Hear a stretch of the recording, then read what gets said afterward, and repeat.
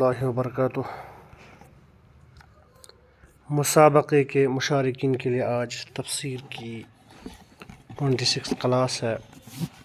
اس سے پہلے کی کلاس میں عیسیٰ علیہ السلام کے متعلق گفتگو ہو رہی تھی، پھر اس کے بعد اللہ کے نبی صلی اللہ علیہ وسلم نے نصارہ کو دعوت دی تھی، مباہلہ کی دعوت، اس کے متعلق بھی بات گزری۔ اب اللہ کے نبی صلی اللہ علیہ وسلم انہیں توحید کی دعوت دیتے ہیں۔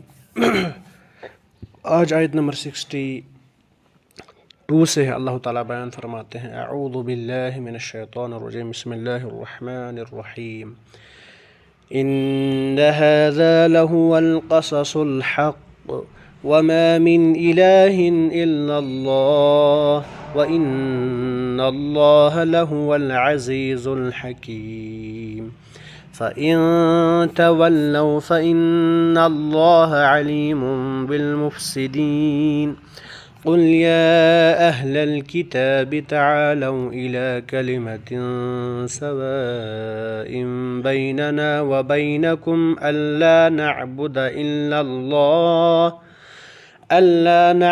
إلا الله ولا نشرك به شيئا ولا يتخذ بعضنا بعضا أربابا من دون الله فإن تولوا فقولوا اشهدوا بأننا مسلمون يا أهل الكتاب لم تحاجون في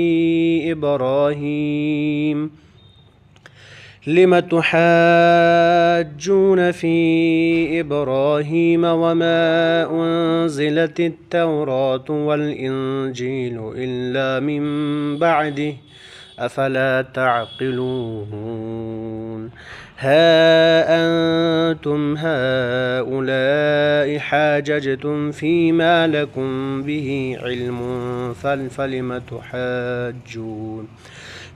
تحاجون فيما ليس لكم به علم والله يعلم وأنتم لا تعلمون۔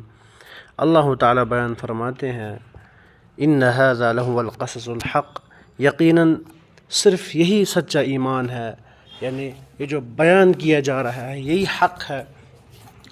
وما من الہ، اور کوئی معبود برحق نہیں ہے سوائے اللہ کے۔ وَإِنَّ اللَّهَ لَهُوَ الْعَزِيزُ الْحَكِيمُ، بے شک اللہ تعالیٰ جو ہے غالب اور حکمت والا اللہ ہی ہے، ٹھیک ہے، اللہ تعالیٰ غالب اور حکمت والا ہے۔ فَإِن تَوَلَّوْا، پھر بھی اگر قبول نہ کرے، اگر یہ لوگ پھر بھی اس عقیدے کو نہیں مانتے ہیں، منہ پھیرتے ہیں، فَإِنَّ اللَّهَ عَلِيمٌ بِالْمُفْسِدِينَ، تو اللہ تعالیٰ بھی صحیح طور پر فسادیوں کو جاننے والا ہے، اللہ تعالیٰ انہیں جانتا ہے، پہچانتا ہے۔ پھر فرمایا: قل یا اہل الکتاب، کہہ دیجیے آپ اللہ کے نبی صلی اللہ علیہ وسلم اہل کتاب سے کہو، اے اہل کتاب آ جاؤ ایسے انصاف والی بات کی طرف، کلمۃ سواء بیننا وبینکم، جو ہم اور تمہیں برابر ہے۔ کیا؟ اللہ نعبد الا اللہ، ہم اللہ کے سوا کسی کی عبادت نہ کریں، ولا نشرک بہ شیئا، اور اس کے ساتھ کسی کو شریک نہ بنائیں، ولا یتخذ بعضنا بعضا اربابا من دون اللہ، نہ اللہ کو چھوڑ کر آپس میں ایک دوسرے کو ہی رب بنائیں۔ فَإِن تَوَلَّوْا فَقُولُوا اشْهَدُوا بِأَنَّا مُسْلِمُونَ، بس اگر وہ منہ پھیر لے تو تم کہہ دو کہ گواہ رہو ہم تو مسلمان ہیں، تمہیں جو کرنا ہے کرو، لیکن ہم شرک کرنے والے نہیں ہیں۔ مفسر بیان فرماتے ہیں: کسی بت، نہ کسی صلیب کو، نہ آگ اور نہ کسی چیز کو، بلکہ صرف ایک اللہ کی عبادت کرے، جیسا کہ تمام انبیاء کی دعوت رہی ہے۔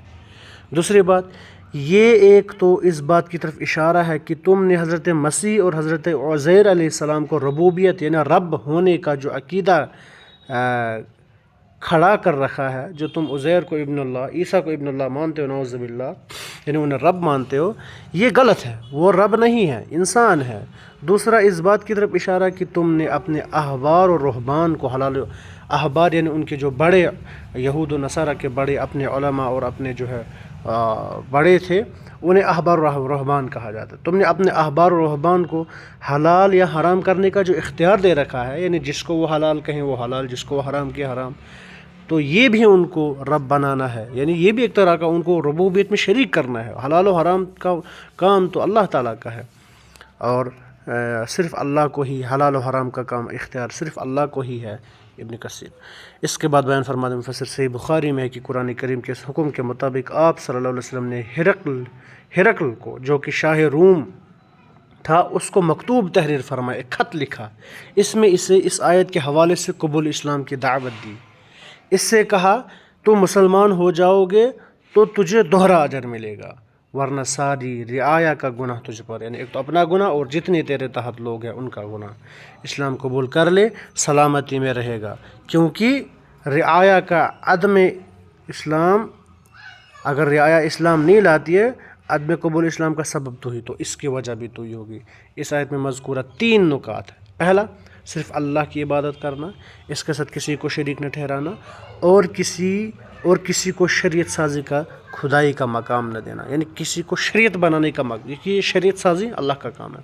لہٰذا اس امت کے شیرازہ کو جمع کرنے کے لیے بھی ان تینوں نکات اور اس کلمہ سوا کو بدرجہ اولا اساس و بنیاد بنانا چاہیے۔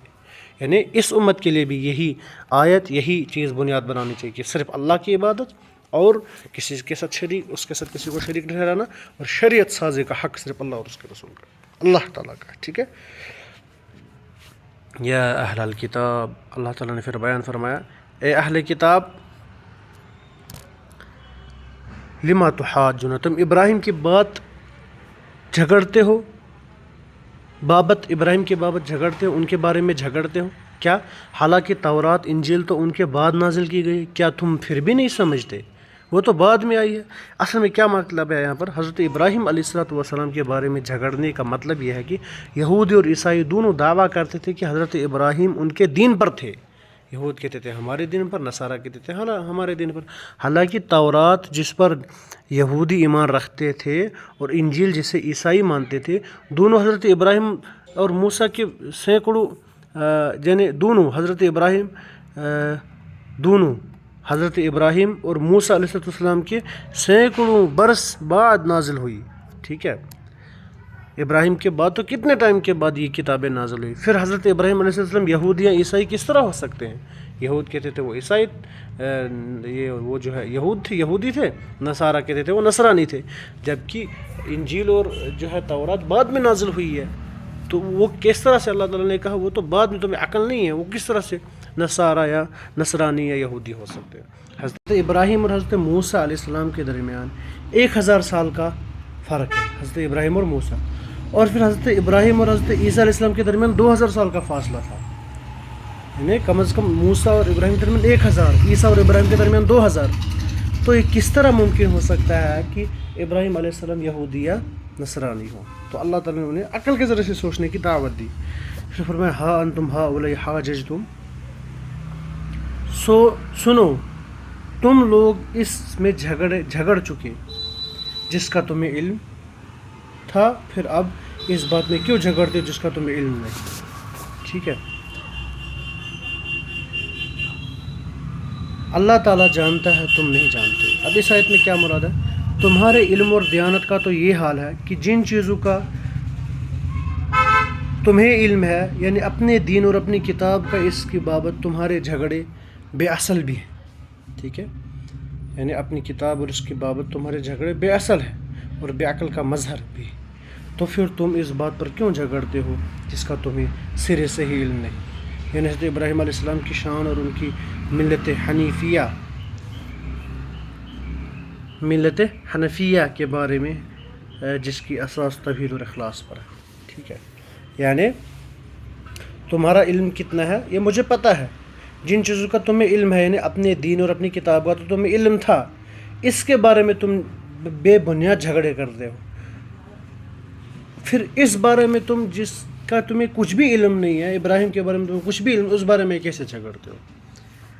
پھر اللہ تعالیٰ نے انہیں کہا ما کان ابراہیم یہودیا ولا نصرانیا، ابراہیم نہ تو یہودی تھے اور نہ نصرانی، ولکن کان حنیفا مسلما، بلکہ وہ تو ایک طرفہ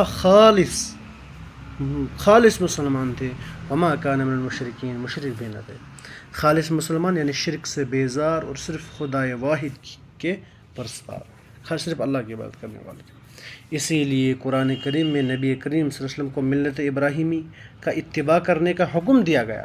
علاوہ ازیں حدیث میں ہے رسول اللہ صلی اللہ علیہ وسلم نے فرمایا ہر نبی کے نبیوں میں سے دوست ہوتے ہیں، ٹھیک ہے، میرے ولی دوست ان میں سے میرے باپ اور میرے رب کے خلیل ابراہیم علیہ السلام۔ تو یہاں تک جو ہے آج کی تفسیر، آج کلاس مکمل ہوتی ہے، انشاءاللہ اس کے بعد جو ہے باقی کلاس میں کل دیکھتے ہیں۔ السلام علیکم۔